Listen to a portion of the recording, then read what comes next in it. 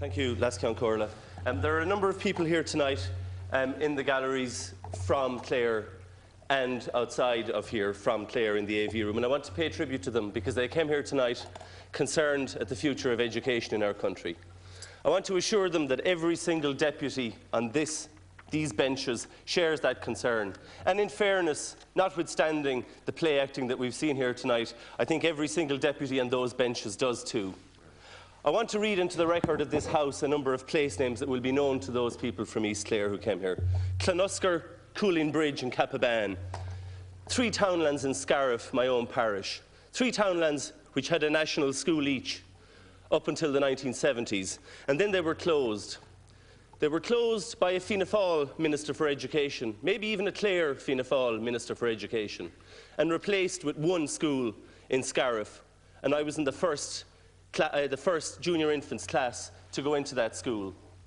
Each and every child from those townlands continued to receive an education after those schools amalgamated. And every teacher who taught in those schools continued to teach in a school, and a very good school which I had the privilege to go to after those amalgamations. Similarly, schools closed and were amalgamated from Schlevenor, Curracile, Knockbaha, Gurtavaha and Douglown, when Flagmount National School encompassed all of them. And so too the same story in Killaloe, Tulla, Clonlara and Kilkishen.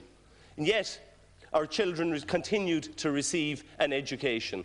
Notwithstanding that, what this government is proposing is far more modest than the closure of all of those schools. It is simply increasing from 12 this year to 14 next year, to 17 the year after, to 20 the year after that, the number of pupils required to receive a second post. From 49 to 51 to 54 to 56 for a third post. From 81 to 83 to 85 to 86 for 4 posts. Lascian Corla, I say that is indeed a very modest step.